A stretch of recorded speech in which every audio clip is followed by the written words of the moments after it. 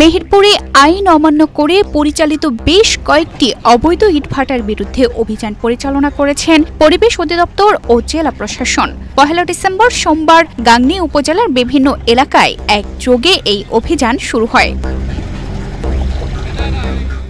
অভিযান সূত্রে জানা যায়, ইট প্রস্তুত ও ইট স্থাপন আইন ২০১৩ অনুযায়ী প্রয়োজনীয় অনুমোদন, লাইসেন্স ও পরিবেশগত ছাড়পত্র ছাড়া দীর্ঘদিন ধরে এসব ভাটা পরিচালিত হচ্ছিল। এই অভিযান পরিচালনা করেন খুলনা পরিবেশ অধিদপ্তরের নির্বাহী ম্যাজিস্ট্রেট মমতাজ বেগম।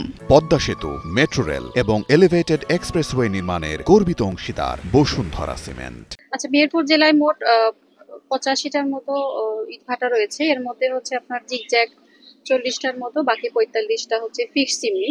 আপনারা জানেন যে এবার সরকারিভাবে নির্দেশনা রয়েছে ড্রাম চিমনি এবং ফিক্সড চিমনি যেগুলো রয়েছে এগুলোর বিরুদ্ধে আগে ব্যবস্থা নেওয়া। এগুলো শেষ হলে পর্যায়ক্রমে অন্য যে অবৈধ ভাটাগুলো আছে সেগুলোর বিষয়ে ব্যবস্থা নিতে হবে। এই ইটভাটাগুলো আসলে একদিনে গড়ে ওঠেনি, এটা আমরা সবাই স্বীকার করি। সুতরাং আপনারা যদি প্রত্যাশা করেন একদিনে এটা শেষ হবে, এটা আসলে ঠিক না। সবকিছুই পর্যায়ক্রমে আমরা করে যাচ্ছি। আজকে যেমন হচ্ছে মেহেরপুর পৌরসভার মধ্যেই আমরা অভিযানটা রেখেছি। মেহেরপুর পৌরসভার মধ্যে ফিক্সড চিমনি যে কয়টা রয়েছে আমরা আজকে চেষ্টা করব সেগুলো ডিস্ট্রয় করে দেওয়ার। ইতিমধ্যে একটা আমরা চিমনি ভেঙে দিয়েছি।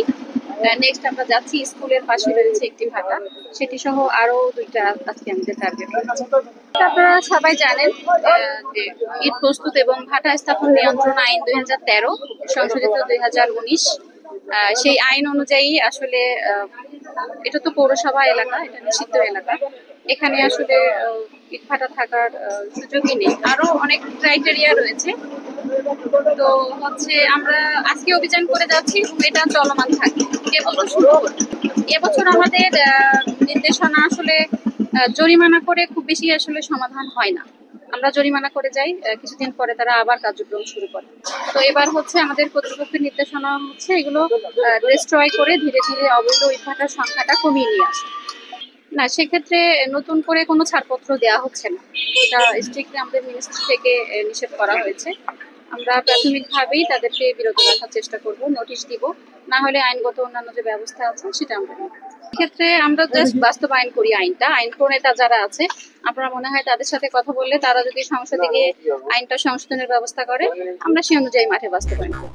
এছাড়াও এ সময় উপস্থিত ছিলেন মেহেরপুর জেলা পরিবেশ অধিদপ্তরের ইন্সপেক্টর টিপু সুলতান, জেলা প্রশাসনের প্রতিনিধি এবং যৌথ বাহিনীর একটি বিশেষ টিম।